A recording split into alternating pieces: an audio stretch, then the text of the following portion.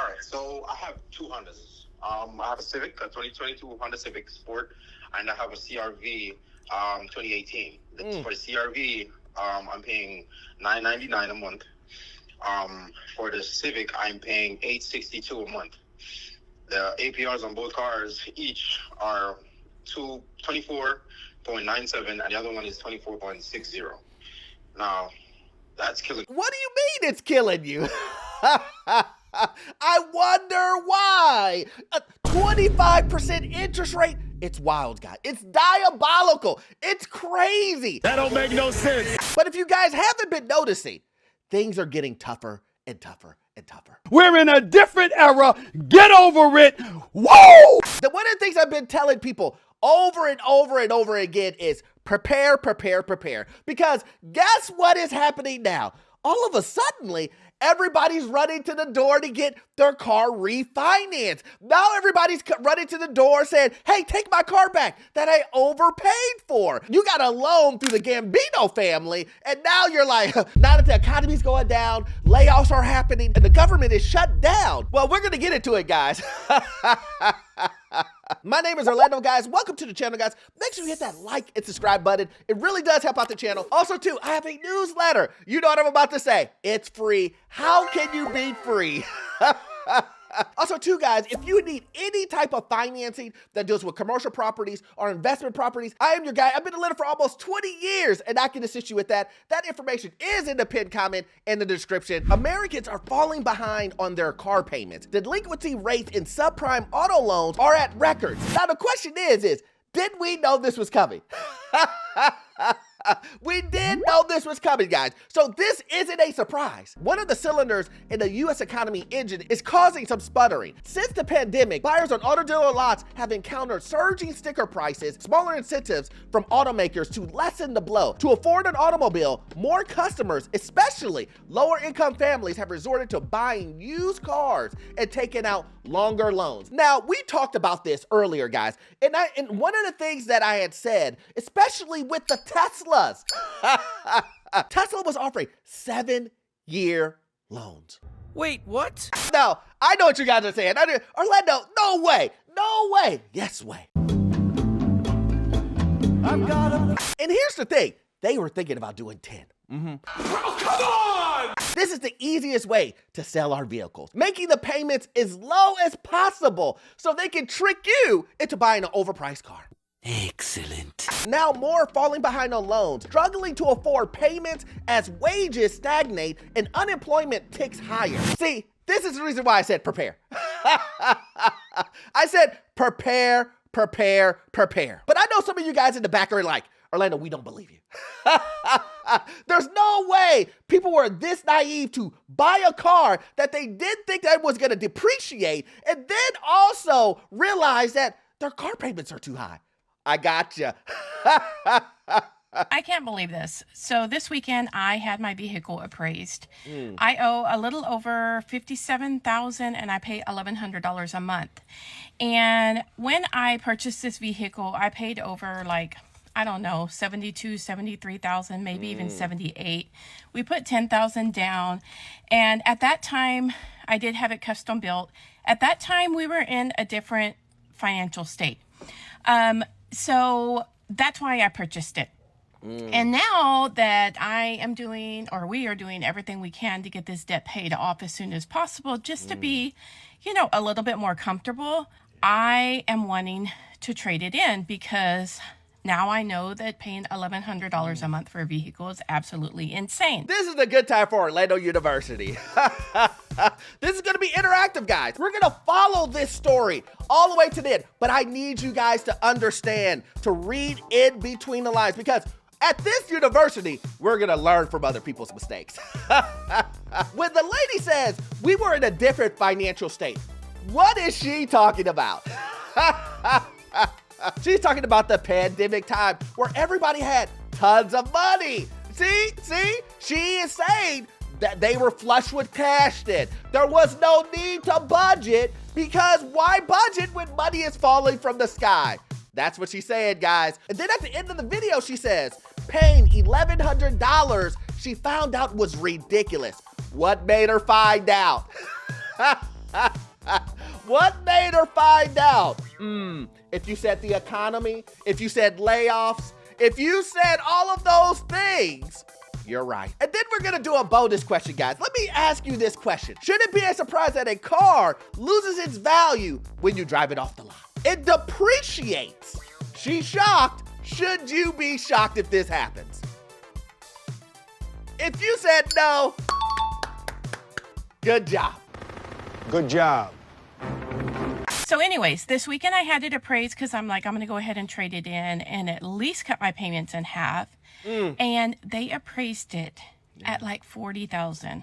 I almost flipped over. Like, I'm shocked, but I'm not because I know that things depreciate so quickly. And so now, like, I don't know what I'm going to do. I guess I'm stuck with $1,100 payment. Maybe I'll pay on it a little more at this rate and then eventually refinance it. Maybe I could refinance it now, but I feel like that's just adding another year and my payments are still going to be like around $800. I don't know. We are actually pre-qualified to purchase a home, which that only is, I think, you hold the pre-qualification in Texas for like 60 days. So that's probably fixing to expire anyways. Talking about insult to injury. And see, guys, this is what makes it worse. You go to this lady's page. Look, I can't make this stuff up. And it says at the very top that she's a finance enthusiast. This lady is giving out finance advice. Oh, no! Finance advice. It's more like, I hate finance. Not finance enthusiast. Then she goes on to tell you guys, you know what? I'm trying to buy a house. I literally don't understand that cars depreciate. I spent money on an appraisal and I don't budget, obviously. But follow me on my TikTok. These are who these guys are listening to.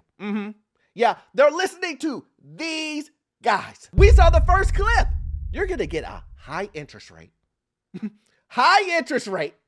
And they're going to stretch out the loan. So if you want to be paying for, I don't know, let's just say you get a 10-year loan. You want a 20-year loan? We'll get you down to $300. But guess what? You're going to be paying for it forever. Well, where I'm from, that's called slavery. But I hear you in the back. Some of you guys are like, Orlando, we don't care because we know we can get rid of these repos and it's not going to affect us. Are you kidding us? Are you telling us it's going to affect our credit? I just saw a guy the other day that said, you know, we could do some credit hack to go ahead and get rid of the repo off of our credit. And I scratched my head and said, are you crazy? Why would you believe such a wild thing? Why would you believe something so crazy? You crazy? Now, I know what you're saying. You're saying to yourself, Orlando, there's no one out here telling individuals that, you know, if you get a repo, it's just going to disappear off of your credit. Well, let's see. If they can't find your car in 180 days, which is 6 months, all right, they're going to have to charge it off. They're going to stop trying to repo the car, and now they're going to mark the account as charged off. Isn't that crazy? Oh, man. Listen, guys. Listen. This is the truth. Repo men will chase you guys to Wakanda. Wakanda forever! They're gonna chase you to the ends of the earth. You think that if they can't find the car, they're gonna just mark the car as a charge off and like it never happened? Ever? Give you the car for free? Make it make sense to me. These are the guys you guys are listening to. Don't be a fool!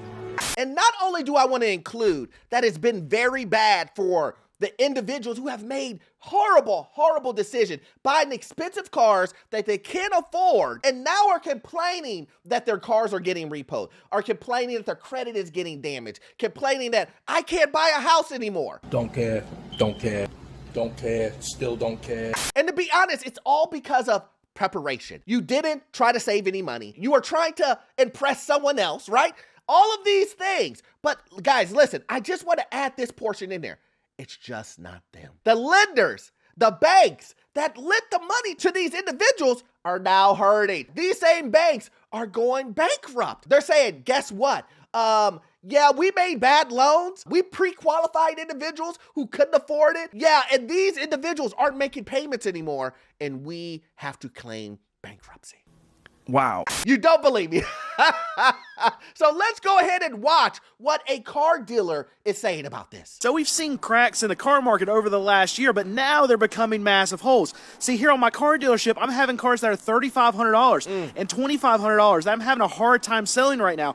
Consumers are pinched, and it's even so bad right now that we're seeing car dealerships, massive car dealership groups that are going out of business, going bankrupt. A Texas-based Tricolor is filing for bankruptcy this month. And this is not the first big auto dealer group that actually went under. In the last couple years, we've had a couple instances of a lot of these big companies that are associated with the car market actually have big time problems. Tricolor's one, obviously the most recent one. We have Vroom that went under, big headlines when that. Vroom is going out of business. And we had American Car Center about a year and a half ago go through something very similar. A used car dealership abruptly shuts down, leaving hundreds of employees without a job and customers scrambling, trying to figure out how they're going to make those payments. American Car Center had 50 dealerships across the Southeast. So now let's talk about this big dealership group that just went bankrupt. It's called Tricolor, and they are subprime lenders.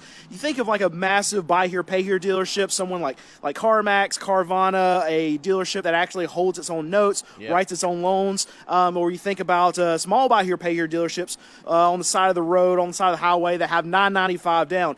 These are the kind of customers that this kind of dealership actually dealt with. They had 65 locations though, and here's the problem. What they were doing was they were actually double counting a lot of their collateral to get money from other lending institutions. And I can tell you, just being a small used car dealer like myself, we have almost 90 cars right now, and if you think, okay, I average that I pay about $2,500 per car, that is a lot of money, and I'm a small dealer. And Tricolor, they actually had 65 locations, but they weren't buying $2,500 cars like me. They had $10,000, $15,000 cars that they were actually putting money into. And see, guys, this is what I'm talking about. Disclaimer here.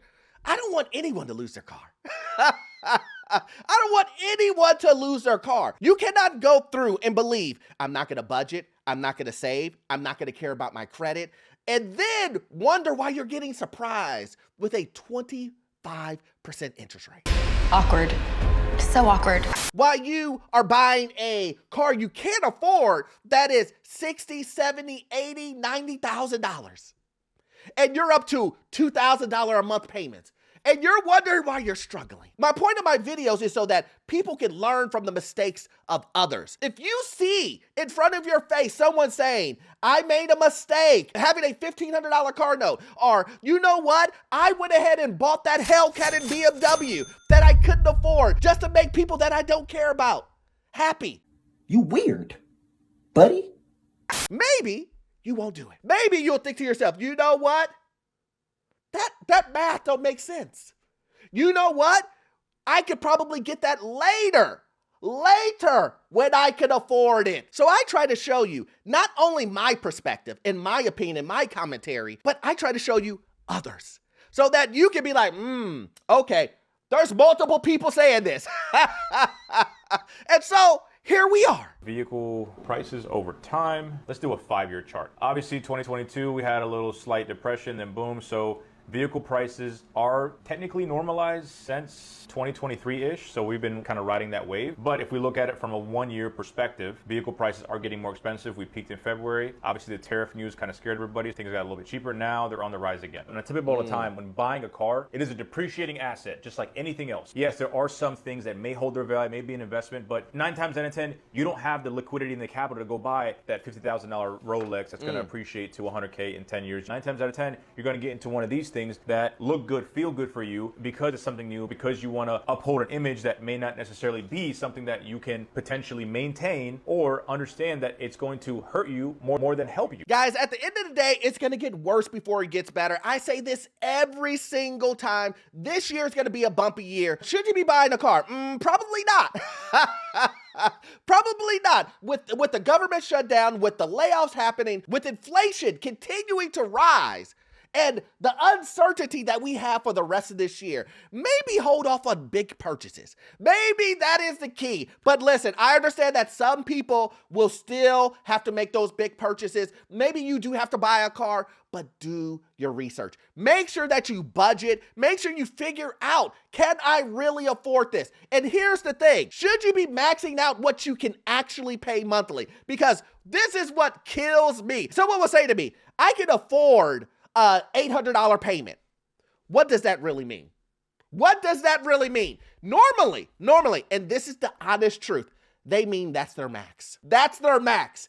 People are saying what they can afford as their max. Now, I know what you're saying, Orlando, maybe at the end of the day, it turns out a car that I don't like. I don't like a white car, and I wanted a red car, or I wanted a 2-seater, but this is a 4-seater. Like, I didn't want this car because it's old. We have to make sacrifices. Fact. And if you want to get further in life, you have to make the sacrifices. I have said this over and over again. I never said that budgeting and that saving was going to be easy. I never said that. You're going to have to make the sacrifices if you want to get further. Write it down and keep it for future reference. But anyway, guys, listen. I can make videos on this all day. But if you love videos like this, please join the Patreon. We do exclusives over there. You will love it. Also, too, you won't get all of your information from this one video. I need you to watch this video right here. Yes, this one right here. It will give you information on the housing market, financial news, and get you into your first rental property. I will see you guys in the next one. Thanks.